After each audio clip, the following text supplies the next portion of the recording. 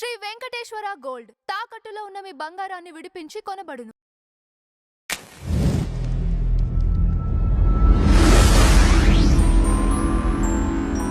నమస్కారం గురుదేవ. శ్రీమాత్రే నమః. గురుదేవ, మనం భోజనం చేసేటప్పుడు ఏం చేసిన తర్వాతే భోజనం చేయాలి? ఎందుకంటే మన తిన్న ఆహారమే మనలో మంచికి చెడుకి కారణం అవుతుంది అనే వాదన కూడా వినిపిస్తుంది కదా. భోజనం చేసేటప్పుడు ఎలాంటి జాగ్రత్తలు తీసుకోనంటే ఏ క్రియలు చేసిన తర్వాత భోజనం చేస్తే మంచిది? భోజనం చేసేటప్పుడు అండి, ఒకటి మనకి శాస్త్రంలో భోజనం చేసే ప్రక్రియ మనం ఏదో తినేస్తున్నాం అన్నట్టు చెప్పలేదు. యజ్ఞము అనే భావంతో చెప్పారు. అందుకే అది యజ్ఞంతో పోలుస్తారు కాబట్టి ఆఖరిలో మీరు చెయ్యి కూడా అందులో కడుక్కోవద్దని చెప్తారు. యజ్ఞంలో మనం చేయగడుక్కుంటామని చెప్పండి, హోమం చేసి అందులో చేయగడుక్కుంటామా అంటే ఎంతో పవిత్రంగా చూస్తాం.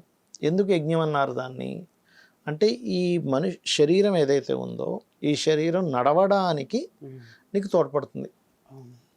ఓకే, అలాగే భోజనం చేసేటప్పుడే కాకుండా భోజనం వండేటప్పటి నుంచి కొన్ని జాగ్రత్తలు తీసుకోమని చెప్తారు శాస్త్రంలో. ఖచ్చితంగా స్నానం చేసి భోజనం వండాలని చెప్తుంది శాస్త్రం. ఎందుకు అంటే, నువ్వు హోమం చేస్తున్నావు, స్నానం చేయకుండా వెళ్ళి కూర్చుంటావు హోమం దగ్గర? కూర్చోవు కదా. అంటే ఇది అగ్నికార్యమే, అది అగ్నికార్యమే. లోపలుండే జటలాగ్నిని చల్లార్చడానికి నువ్వు భోజనం చేస్తున్నావు. మరి అక్కడ అగ్ని మీద వండుతున్నావుగా, అగ్నిని ముట్టుకుంటున్నావుగా, అప్పుడు నువ్వు పవిత్రంగా ఉండాలి. అందుకే ఒకప్పుడు మడి కట్టుకొని భోజనం చేసేవారు. ఎందుకంటే ఏం పవిత్రంగా ఉండకుండా వండేస్తే ఏమైపోతుంది అంటే, దీనికి మరొక రీజన్ ఉంది. ఏమిటది అంటే, నువ్వు వండినటువంటి పదార్థాన్ని ఖచ్చితంగా దేవతకి నివేదించి తినాలి. దేవతకి నివేదించకుండా కనుక నువ్వు భోజనం చేసినట్లయితే అది పాపపు కూడుగా పరిగణింపబడుతుంది అని చెప్తారు శాస్త్రంలో. ఎందుకంటే దేవతలకు నేను నా కష్టం కదా, నేను వండుకుంటున్నాను, నేను తింటున్నాను, నేను కష్టపడ్డాను, నా రెక్కలతో కష్టపడ్డాను, నాకు డబ్బులు వచ్చాయంటే, నువ్వు కష్టపడ్డ కష్టం ఏదైతే ఉందో ఆ శక్తిని ఇచ్చింది ఎవరు? మనిషి ప్రాణం పోగానే మరి ఎందుకు పనికిరంలో పడిపోతున్నాడు? మరి నీలో శక్తి ఉంటే మరి ఏమైపోతుంది? మరి అది ఏమైపోయింది? అది ఎక్కడి నుంచి పోయింది అంటే, ఆత్మ అనేటువంటిది వెళ్ళిపోయింది. అంటే లోపలుండి నడిపించేటువంటిది ఒక పరమాత్మ అనేటువంటిది ఒకడు ఉన్నారు. ఆ నడిపించేటువంటి పరమాత్మ అంతా అతనే కాబట్టి అతనికి నువ్వు కృతజ్ఞత చెబుతూ నీకు వచ్చినటువంటి ఆ బియ్యం అనుకో ఏదైతే వండుకుంటున్నావో దాన్ని నువ్వు ముందు స్నానం చేసి శుచిగా వండుకుంటూ దాన్ని పరమాత్మకి నివేదన చేయాలి. అంటే నివేదన అంటే ఎట్లా గురుదేవా? చెప్తాను, మంచి ప్రశ్న వేశారు. ఎందుకంటే ఆ పాత్ర ఏదైతే ఉంటుందో అన్నం వండుతాం కదా, దాన్ని ఒక్కసారి ఇలాగ నీళ్లు చుట్టి స్వామివారికి దండం పెట్టుకోండి చాలు. ఇంకా దానికి ఒక పెద్ద మంత్రమే అక్కర్లే. నీ మనసు, నీ బుద్ధి, నేను ఇది పరమాత్మకి ముందుగా నైవేద్యం పెడుతున్నాను ఫీల్ అవ్వాలి. నీ మనసు బుద్ధి ఏదో పై చేతులు ఇలా చూపించేసి కదా, నీ మనసు బుద్ధి ఫీల్ అయి చేసేటువంటి పని అది. అది చేసిన తర్వాత వడ్డించుకునేటప్పుడు కూర్చునేటప్పుడు కూడా చక్కగా మనిషి కాళ్ళు చేతులు కడుక్కోవాలండి. అలాగే పోయి కూర్చుంటూ తింటుంటారు. ఇవాళ రేపు మనం చూస్తాం హోటల్స్లో అది చెప్పులు వేసుకొని తింటుంటారు. ఏంటది చెప్పులు వేసుకొని తినడం ఏంటి, షూ వేసుకొని తినడం ఏంటంటే అలా అయిపోయింది మన పరిస్థితులు. నేను ఎవరిని తప్పట్టట్లేదు, పరిస్థితులు అలా ఉన్నాయి. కనీసం అప్పుడైనా చెప్పేసి ఇప్పొచ్చు కదా, మనకు ఛాన్స్ ఉంటుంది. హోటల్లో తినగానే చెప్పులు పక్కన పెట్టేసి తినొచ్చు. నీకు కాలు కొనుక్కునేంత అక్కడ ప్లేస్ లేదనుకుంటా. అయితే దీనిలో మళ్ళీ శాస్త్రాల్లో కొన్ని ధర్మాలు ఎలా చెప్పారంటే, నీకు ఎక్కడా వీలవలేదు, ఎక్కడికో వెళ్ళావు, అప్పుడు కనీసం 0.5% అయినా పాటించమన్నారు. ఇప్పుడు మంచం మీద కొంచెం కూర్చొని తినకూడదు భోజనం, కానీ నువ్వు ఉన్న ప్రదేశం అక్కడ మొత్తం మంచాలు ఉన్నాయి, కింద ప్లేస్ లేదు, అక్కడే కూర్చొని తినాలి. అప్పుడు తప్పదు. ఒక 10 మంది ఉన్నాం ఒక రూమ్లో, మొత్తం అందరూ అక్కడిక్కడ ఇంకో దగ్గర కూర్చోవడం అప్పుడు వేరు. కానీ సర్వసాధారణంగా మంచం మీద కూర్చొని భోజనం చేయకూడదు. ఇది ఎందుకు చెప్తున్నా అంటే, ఈ మధ్య చాలామంది చేస్తున్న మిస్టేక్ ఇది. రోగాల బారిన పడతారు మంచం మీద కూర్చొని తిన్నట్లయితే.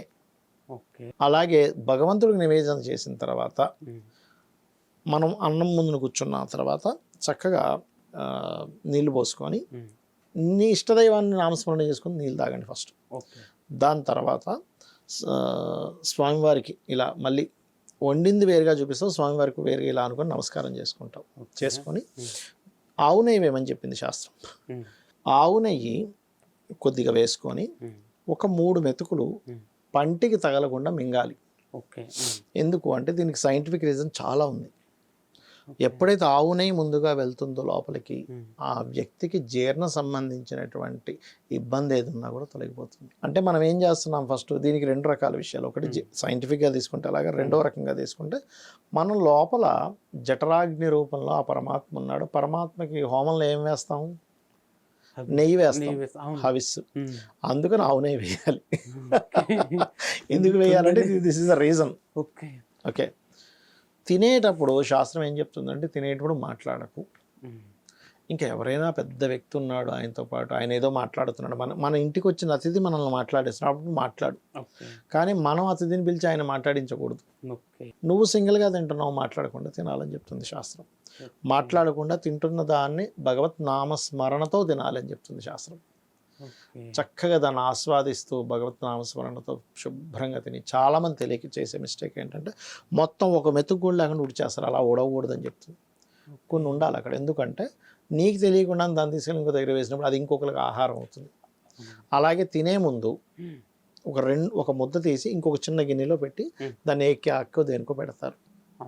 అలా చేయాలి. ఓకే. ఇంకొక విషయం ఏంటంటే నీకు ఎంత అవసరమో అంతే వేసుకోవాలి. ఎక్కువ వదిలేయడం కూడా కరెక్ట్ కాదు. ఏమంటే మీరు ఎలాగో కొంచెం వెళ్తాయన్నారు కదా, ఇంత వదిలేసి నేను పడేస్తానంటే అది వేరు. పడేసి అంటే నీకు అశ్రద్ధగా నువ్వు పడేయడం వేరు. భూతాలకి అంటే మిగతా ఉండేటువంటి జీవరాశులకి వెళ్తుంది కదా ఈ 4 మెతుకులు అనుకొని వదిలేయడం వేరు. అది చేయాలి. ఇవన్నీ ఒక ఎత్తు అయితే ఎట్టి పరిస్థితుల్లో కూడా గుర్తుపెట్టుకోండి, ఇది చాలామందికి తెలిసే ఉంటుంది. అయినా చెప్తున్నాను, ఏదైనా మంచి అకేషన్కి వెళ్తున్నాం, అక్కడ మీరు ఇలాగ ముడవాలి. ఎప్పుడు ఏది పైనుంచి ఇలా ముడవాలి, ఏది విస్తరాకు. ఒకవేళ అపరకర్మలకు వెళ్తున్నారు, ఎవరైనా చనిపోయిన అప్పుడు ముందు నుంచి ఇటు ముడవాలి, ఇటు ముడవకూడదు. ఇప్పుడు ఇదైతేనేమో ఇలా ముడుస్తాం, అవును, శుభకార్యాలు అయితే. అపరకార్యాలు అయితే ఇటు నుంచి అటు ముడవాలి ఆకుని. ఓకే, ఇది ఖచ్చితంగా పాటించాలి. అలాగే అన్నంలో ఎవరైనా తీపి పదార్థాన్ని పళ్ళని పెడితే ముందు పళ్ళు తినాలి.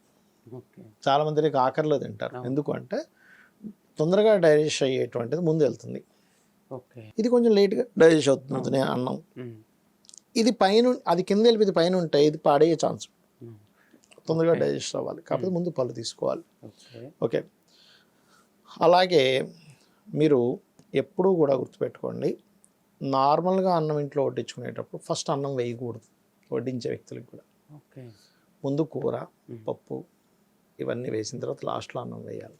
అపరకర్మలకైతే ముందు అన్నం వేస్తారు, ముందు అన్నం వడ్డించిన తర్వాత కూర వడ్డిస్తారు. ఇంట్లో జరిగేటువంటి అనేకమైనటువంటి తప్పిదాలు, ఇంట్లో ఉండే అనారోగ్యాలకు కారణం కూడా ఈ వడ్డించుకునేటువంటి సిస్టమ్ సరిగ్గా తెలియకపోవడం, అక్కడే చేతులు కడిగేసుకోవడం ప్లేట్లోనే. అంటే నువ్వేం చేస్తున్నావు, ఒక అపచారం చేస్తున్నావు. చిన్న ఎగ్జాంపుల్, ఇప్పుడు నువ్వు తినే ఫుడ్లో సరైన ఫుడ్ కాదు, నీకు ఇబ్బంది కలుగుతుందో లేదా లాంగ్ టర్మ్లో. నువ్వు కూర్చునే సిస్టంలో సరిగ్గా కూర్చోవట్లేదు. ఇప్పుడు మనం ఏం చెప్తాం, ఇలా కుర్చీలో కూర్చో డాక్టర్ గారు చెప్తారు, నువ్వు లేదు మీరు కూర్చున్న కుర్చీ ఇలా ఉంది, మీరు పెట్టుకున్న టేబుల్ ఇలా ఉంది, అందుకని చెయ్యి ఇలా పెట్టారు, అందుకని ఇదంతా ఇదైందంట. ఒక రోజుకి రాదు అది. అలాగే శాస్త్రంలో కొన్ని విధి విధానాలు మనం సరిగ్గా పాటించకపోవడం వల్ల జరిగేటువంటి తప్పిదాలు ఇవన్నీ కూడా. గురుదేవ, ఇంకొక డౌట్ ఏంటంటే, ఇప్పుడు మరి తినే ముందు భగవంతుడికి నివేదన చేయమని. అవునండి, అవును. ఇది శాకాహారానికి ఓకే. ఇప్పుడు మాంసాహారం తినేటప్పుడు కూడా నివేదించండి, తప్పేం కాదు. ఓకే. ఇక్కడ ఏంటంటే మనం ఎంతసేపు ఒకటి, నీకు మాంసాహారం తినడం వల్ల ఒక జీవిని హింసిస్తున్నాను అని వదిలేయడం వేరు. దేవుడి కోపం ఏమో నేను మాంసాహారం తింటే అని వదిలేయడం వేరు. ఓకే. అర్థమైందండి. అయ్యో ఒక జీవిని నేను ఎందుకు చంపాలి, ఇప్పుడు దాని ప్రాణం తీయగలంగా దాని ప్రాణం పోయగలం అనే భావనతో నువ్వు వదిలేయడం వేరు. మరలా అదే డాక్టర్ తినమన్నాడు, లేదా నువ్వు కంపల్సరీ ఫిష్ తినాలి, లేదా పలానా తినాలి, నీకు సరిపోవట్లేదు, నీకు ఇది సరిపోవట్లేదు, నువ్వు తినాల్సిందే అని డాక్టర్ చెప్పాడు, ఒక వైద్యుడు చెప్పాడు, అప్పుడు తినడం వేరు. మళ్ళీ అదే పనిగా మాంసాహారం తినకూడదు అని చెప్తుంది కూడా శాస్త్రం. అంటే ఇంకా కొంతమంది ఉంటారు 3 పూట్ల మాంసాహారం కావాలి, మాంసం లేకపోతే వాడికి ముద్ద దిగదు. నువ్వు ప్రోటీన్ ఫుడ్ అనే భావనతో, చాలామంది తెలియక ఆదివారాలు తింటుంటారు, మాంసాహారం ఆదివారం తినకూడదు. శ్రీతైల మధుమాంసాన్ని త్వచతే అంటాడు శాస్త్రంలో. అంటే స్త్రీని కలవద్దు, మాంసం తినవద్దు, నూనె రాసుకోవద్దు ఆదివారం నాడు. అదేవిధంగా మధువు తీసుకోకూడదు. అంటే మిగతా రోజులు తాగి తందనాలమని నేను చెప్పట్లే, ఆదివారం అసలు తీసుకోకూడదు. బుధవారం రోజు తీసుకోమని చెప్పింది శాస్త్రం. మనం ఒంటి పుష్టి కోసం బుధవారం రోజు తినమని చెప్తుంది శాస్త్రం. అలా ఆ రకంగా ఏంటంటే ఈ ఏదైతే ఉంటుందో, ఏదైతే మనం చూడండి ఒక్కోసారి తెలియక తినేస్తూ ఉంటాము, లేకపోతే తెలియక ఏదో అంటే కొన్నిసార్లు ఇప్పటికీ చాలాసార్లు ఆదివారం తినేసి ఉంటానండి. అవును. ఏమిటి అంటే సూర్యుడికి ఈ రోజు నుంచి అయినా నేను ఆదివారం రోజు నేను తినను అని చెప్పి సూర్యుడు ముందు అనుకొని మానేసినా కూడా ఆ దోషం పోతుంది. బా. ఎందుకంటే ఇప్పటికే తినేసా ఇంకేముంది తినేసాను కదా అనుకుంటాం. అవును, కంటిన్యూ అవుతున్నారు. అవును, కంటిన్యూ అవుతూ ఉంటాం అనమాట. అట్లా అనమాట. అసలు ఇది చాలా అద్భుతం గురుదేవ. అంత అమ్మవారి అనుగ్రహం.